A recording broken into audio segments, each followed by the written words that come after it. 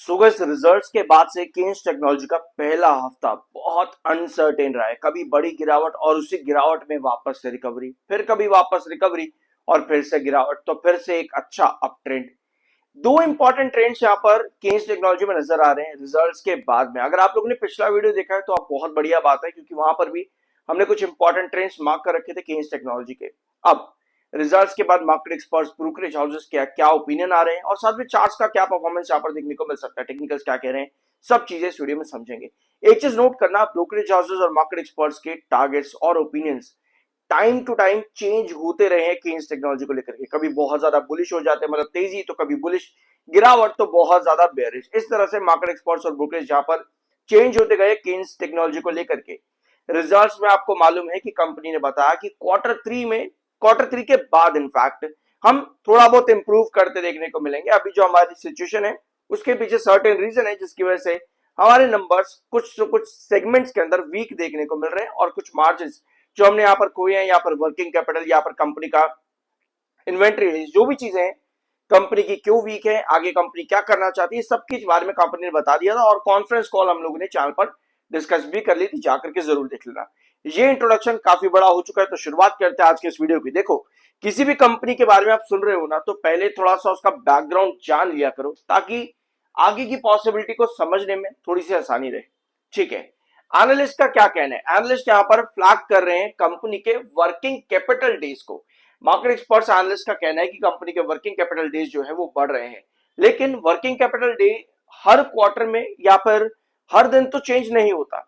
ठीक है, ये फाइनेंशियल ईयर बेसिस पर इन्वेंट्री डेज भी आप देखते हो, कई बार कंपनी बताती है अपने क्वार्टरली रिजल्ट्स के अंदर, वर्किंग कैपिटल भी कंपनी बताती है, वर्किंग डेज भी कंपनी बताती है, कैपिटल वर्किंग डेज भी कंपनी बताती है, बहुत चीजें कंपनी बताती है। लेकिन जो मेजर फोकस होता है ना वर्किंग कैपिटल या फिर कंपनी के इन्वेंट्री डेज, वो फाइनेंशियल ईयर पर देखने को मिलता है।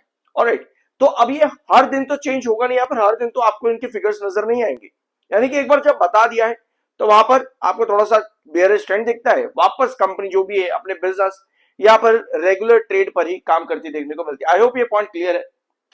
अब यहाँ पे आओ, वर्किंग कैपिटल डेज होता क्या है? जितना हाई वर्किंग कैपिटल डेज जाएगा वो इंडिकेट करता है कंपनी के लॉक्ड कैश इन बिजनेस को। जितना हाई कंपनी का वर्किंग कैपिटल डेज होगा वो इंडिकेट करता है कंपनी के लॉक्ड कैश इन बिजनेस को। और जितना कंपनी का कैश इन बिजनेस अटका रहेगा उतना ही कंपनी के कैश फ्लो के ऊपर प्रेशर पड़ता है। ये कंसर्न केन्स टेक्नोलॉजी में इस क्वार्टर के अंदर नहीं आया, या फिर पूरे फाइनेंशियल ईयर 26 के बारे में जब कंपनी ने बताया वहां नहीं आया। कंपनी ने ये बात दिसंबर क्वार्टर में भी कही थी 2025 में, अगर आप लोगों को ये पॉइंट याद है तो। ठीक है, अब यहां पर मार्केट एक्सपर्ट्स क्या कह रहे हैं, इधर आओ। सीएलएसए की रिपोर्ट आती है, ये कंपनी के रिवेन्यूज, कंपनी के एबिटडास के बारे में बात करते हैं और कहते हैं कि कंपनी ने अच्छा परफॉर्मेंस किया है। लेकिन ये कंपनी के आरओसी को कहते हैं और कंपनी के वर्किंग कैपिटल डेज को कहते हैं कि यहां पर राइज है और एक जगह पर डिक्लाइन है। यानी कि कंपनी का वर्किंग कैपिटल डे जो है वो कम होना चाहिए, आरओसी कंपनी का बढ़ना चाहिए, जिसकी वजह से कंपनी का नेगेटिव ऑपरेटिंग कैश फ्लो चल रहा है 250 करोड़ के आसपास इन दिस क्वार्टर। ये चीजें कंपनी में फ्लैग कर रहे हैं सीएलएसए। ठीक है, साथ में इन्होंने ये भी बताया कि कंपनी का स्मार्ट मीटरिंग बिजनेस, जिसको कंपनी कह रही है कि हम इसको थोड़ा सा कम करेंगे अब, और अदर बिजनेसेस जो कि हम लोगों ने वीकेंड में भी डिस्कस किए थे, उन बिजनेसेस को हम ज्यादा अपलिफ्ट करेंगे। अब अगर कंपनी अपने दूसरे बिजनेस को अपलिफ्ट करना चाहती है, यानी कि उतने एक्सपेंसेस कंपनी के लगेंगे, तो उतना ही प्रेशर अभी कंपनी के मार्जिन पर रहने वाला है। जितने ज्यादा एक्सपेंसेस उतना ही प्रेशर कंपनी के ओपीएम, कंपनी के अदर मार्जिन के ऊपर पड़ता है। ये जो फ्लैग है यहाँ पर सीएलएसए ने भी कंपनी के रिगार्डिंग रखा है। ठीक है, अब आते हैं आपके दूसरे पॉइंट, जेपी मॉर्गन ने भी इसी चीज को यहाँ पर कंसर्न में बताया। कंपनी के ईएमएस बिजनेस और स्मार्ट मीटर्स को लेकर के इनका कहना है कि अगस्त इलेक्ट्रॉनिक्स और साथ में कंपनी का 66% year on year quarter one में जो ये बिजनेस एक्सपांड किया है, उसको अगर कंपनी कम करती है तो लगभग 10 से 12% कंपनी का जो है इंपैक्ट पड़ता देखने को मिल सकता है रिवेन्यूज के ऊपर। ये जेपी मॉर्गन का कहना है। इसके बाद में आपके पास एक और रिपोर्ट आती है नोमुरा की तरफ से। नोमुरा ने क्या फ्लैग यहां पर रखा है? नोमुरा का भी फ्लैग यहां पर कंपनी के एबिटा एस्टिमेट्स को लेकर के है। इनका कंपनी केन्स टेक्नोलॉजी को लेकर के फाइनेंशियल 27 के ईएमएस रेवेन्यू कंपनी का कैसा रहेगा, फाइनेंशियल 27 में इनका कहना है कि कंपनी का ईएमएस 41% तक का ग्रोथ करेगा रिवेन्यूज के अंदर, फाइनेंशियल 28 में 33% और फाइनेंशियल 29 में 29% के आसपास। और इन्होंने अपना कोई चेंज नहीं किया है अपने एस्टिमेट्स को लेकर के Q1 के बाद में, सिमिलर ही इन्होंने यहाँ पर अभी भी रखा हुआ है। इसके अलावा एबिडा मार्जिन को लेकर के भी इन्होंने कोई चेंज नहीं किया है, वो भी जैसे इनका पहले था। सभी नंबर्स आपको यहाँ पर दिख जाएंगे। फाइनेंशियल 27 15.6, 28 में 15.6%, फाइनेंशियल 29 में 15.7%, यानी कि रफली आपको यहाँ पर नजर आ रहा है कि इनका कहना है कि आने वाले 2 साल और 2 फाइनेंशियल और कंपनी का एबिडा इसी तरीके से फ्लैट ग्रोथ पर ही ज्यादा देखने को मिलेगा। ये कहना है आपके नोमुरा का केन्स टेक्नोलॉजी को लेकर के। ठीक है, अब टारगेट भी है यहाँ पर मोतीलाल ओसवाल की तरफ से 5,000 रुपए का टारगेट इन्होंने यहाँ पर दे रखा है। प्रभुदास लेदर का भी टारगेट कुछ 4900 के आसपास का ही है, जाकर के आप चेकआउट कर लेना उसको भी। टेक्निकली एमएफआई थोड़ा सा बेरिश 73.1 पर है, 59.5 पर आपका RSI है। ऑलराइट, अब आते हैं हम केन्स टेक्नोलॉजी के चार्ट पैटर्न पर। सब्सक्राइब जरूर कर देना अगर अभी तक नहीं किया है तो। ये है केन्स टेक्नोलॉजी का chart pattern, daily time frame पर पहले आते हैं। ठीक है, वीडियो की शुरुआत में हम लोगों ने डिस्कस किया था कि 2 इंपॉर्टेंट ट्रेंड्स यहाँ पर केन्स टेक्नोलॉजी के अंदर है। ऑफ कोर्स नीचे वाला बेस जो कि लगभग 3650 के पास में है, वो तो इंपॉर्टेंट रहेगा ही। इस वीक का जो पहला सेशन था, एक बड़ी गिरावट के साथ उसकी ओपनिंग हुई थी, लेकिन उसी सेशन में कंपनी वापस रिकवर भी कर गई थी। 7 EMA पर आज के दिन वापस एक बार फिर से केन्स टेक्नोलॉजी आया, जो कि पिछले 2 सेशन में रिजेक्शन बना करके बैठा था, जो कि अच्छा साइन नहीं होता, लेकिन रिकवर कर पाना ये कहीं ना कहीं केन्स टेक्नोलॉजी के लिए एक अच्छा साइन नजर आता है।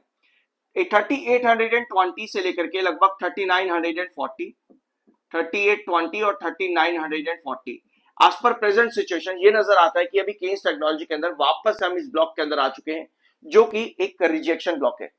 लास्ट टाइम जब हम यहाँ पर आए थे लगभग 4-5 सेशन थोड़ा सा सस्टेन किया था, लेकिन रिजल्ट आते ही कंपनी में वापस से गिरावट देखने को मिल गई इस ब्लॉक के अंदर से। अब फिर वही बात है कि हमको इस ब्लॉक के अंदर जो है स्टेबिलिटी चाहिए। ब्लॉक पैटर्न अगर आप लोग नहीं समझते तो आप लोग वेदांता लिमिटेड का चैनल पर जाकर के वीडियो जरूर देखना। 355, 365, सॉरी 359 नहीं, 255 और 265 वेदांता लिमिटेड के ये 2 इंपॉर्टेंट ट्रेंड्स एक ब्लॉक के अंदर काम कर रहे थे। वहां से 272 एंड 282 किस तरीके से काम किया वेदांता लिमिटेड ने इसी महीने, जाकर के जरूर देखना, क्योंकि वहां पर ब्रेकआउट अच्छे बने ब्लॉक पैटर्न के अंदर। ऑल्दो भी थोड़ी बहुत करेक्शन आई कल के सेशन में, वो बात अलग है, पर ये ब्लॉक पैटर्न पे उसने अच्छा वापस से स्टेबिलिटी दिखाया आपके वेदांता लिमिटेड ने। अब सिमिलर चीज हमको यहां पर भी चाहिए केन्स टेक्नोलॉजी में 3940 से लेकर 1320 इस रेंज के अंदर जितना ही स्टेबल रहेगा उतने हम यहाँ पर पॉसिबिलिटी लेकर के चल सकते हैं 4050 तक के टारगेट्स अचीव करने हैं, जो कि 200 EMA है। ऑफ कोर्स किसी भी पर्टिकुलर ट्रेंड जो कि 200 EMA है, ये पिछले 200 सेशंस का आपको एक एवरेज प्राइस बताता है, जो कि 4050 है। तो अगर कमिंग वीक्स में या कमिंग सेशन में 4050 यहाँ पर आता है कमिंग सेशंस का कमिंग वीक्स में, तो यहाँ पर भी हमको स्टेबिलिटी की जरूरत होगी। यानी कि हर्डल्स अभी कितने ज्यादा हैं केन्स टेक्नोलॉजी पर, ये समझना बहुत ज्यादा जरूरी है। इसका मतलब ये है कि छोटी मोटी रिकवरी पर भी आपको बार बार प्रॉफिट बुकिंग देखने को मिलती रहेगी। यानी कि अगर आज रिकवरी बनी है तो आज भी प्रॉफिट बुकिंग है, क्योंकि 3820 आपके एक रिजेक्शन है। अब जितना स्टेबल रहेगा इस रेंज के अंदर, मतलब उतना ही कंसोलिडेट करेगा, मतलब कि इसके बीच में भी आपको ट्रेडर एक्टिव दिखेंगे।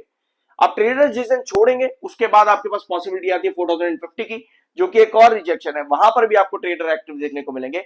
और जो भी लॉन्ग टर्म की पॉसिबिलिटी है वो फर्दर डिपेंड करती है कि 4050 पर वो कितना स्टेबल और कितना सस्टेन रहता है, तब हम एक्सपेक्ट कर सकते हैं उसके ऊपर के टारगेट लाइक 4400 और एनीथिंग जो भी यहां पर पॉसिबली बन सकता है। पर यस, ट्रेडर एक्टिविटी अभी के लिए केन्स टेक्नोलॉजी में बहुत ज्यादा हाई देखने को मिलेगी, क्योंकि इस बीच में अभी हर्डल्स बहुत ज्यादा है। एक तो ब्लॉक है और दूसरा 200 EMA। सो इस वीडियो को यहीं करते हैं। कुछ नया जानने को मिला और सब्सक्राइब करना, मिलता अगले वीडियो में।